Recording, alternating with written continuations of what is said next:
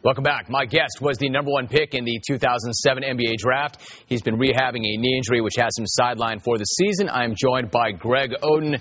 Greg, nice to have you back. How are you? I'm fine. How are you doing, sir? Doing great. Doing great. All right, so you've been pretty busy of late. And, in fact, you recently got a phone call from Democratic presidential candidate Barack Obama. What did he want to talk to you about? We really just talked about sports. He asked me about my knee, talked about my team, and he talked about my hair a little bit. So what did he think about that mohawk that you're rocking? He said he wasn't really feeling it, but, you know, I told him it's just a haircut to me, so. Yeah, I like that. What do you do? So you make the decision to get the mohawk, but the man might be the next president of this country. If he tells you he's not feeling it, do you got to shave that thing back down, or are you going to stay with it? I actually cut it down about an inch or so after he told me. So.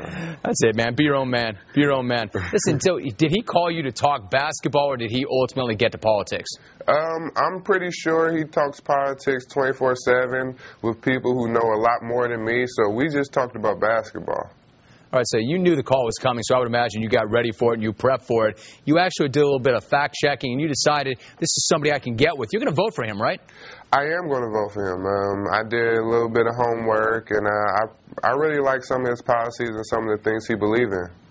You know, Greg, talk about the decision to become politically active. It's not something that a lot of athletes do. In fact, a lot of guys want nothing to do with any kind of controversy. They don't want to put themselves out there. Tiger Woods won't do it. Michael Jordan won't do it. But very clearly, you're not afraid of it. Talk about that.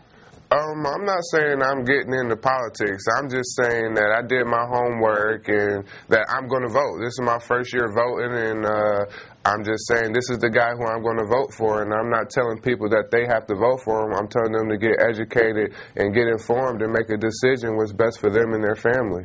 Yes, see, but what I would say to you is that onto itself is an opinion above and beyond what most other guys would have. What you're saying is, I'm going to vote, you should vote, and I'm going to vote for this. And I give you credit for that. I think that's more of a step than a lot of people will take. Now, he knows sports, doesn't he? He really does know some sports. He knew about Brandon and LaMarcus on my team, so it was pretty amazing just to see somebody who may be the next president knowing a lot about my team. All right, so talk to me about what it's been like this season. Obviously, this was not the plan and not what you had set yourself up for. You're rehabbing. The guys are out there. They're having a tough time right now. How much of a challenge has it been for you this year on the sideline?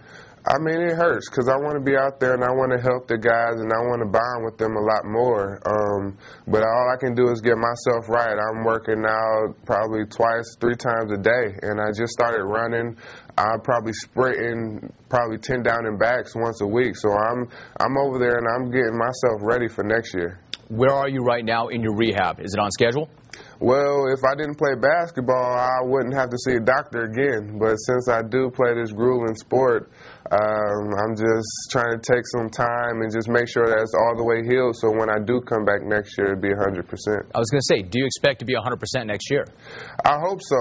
I'm not trying to do anything right now to mess up my knee. I'm not playing in Summer League this year, so hopefully when training camp comes next year, I'll be ready. You know, the thing is, rehab is lonely, and it's painful, and it's boring, and it's arduous. Does it ever get to you?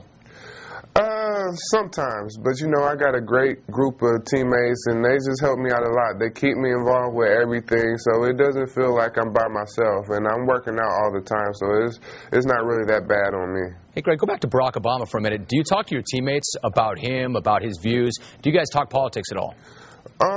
We really don't talk politics in the locker room. That just really never came up.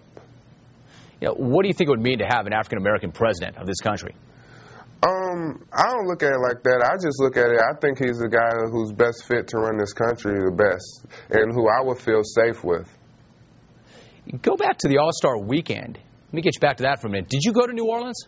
I did not go to New Orleans. How come? It kind of hurt me to go and see my rookie team go out there and play knowing that I'm going to be a rookie next year, so I decided not to go. Really? It was too hard to even be there. Didn't want to be around it. Yeah. Uh-huh. What do you go back to your 1 year in college? How important was that to get that 1 year basketball under your belt?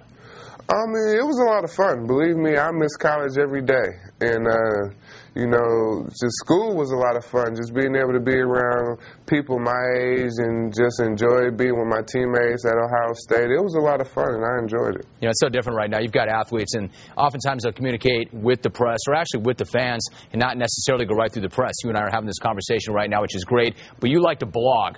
Tell me about your blog. What do you write about on your blog? I write about everything. I write about my dog a lot, and every now and then when something just comes up, I decide to blog about it. And it's just, I do it all myself. It doesn't hurt. It takes about 20 minutes to blog whatever I just have on my mind. Is there something about your dog that you want us all to know that we don't already know?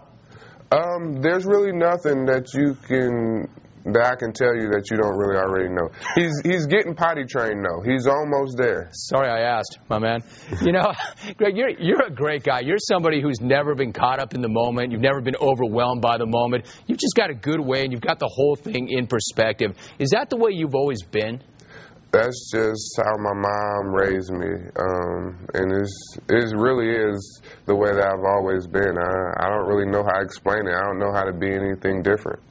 Greg Oden joining us on the program. Greg, good to get caught up with you. I appreciate it. Let's do it again soon. Thanks so much. Yes, sir. Thanks for having me.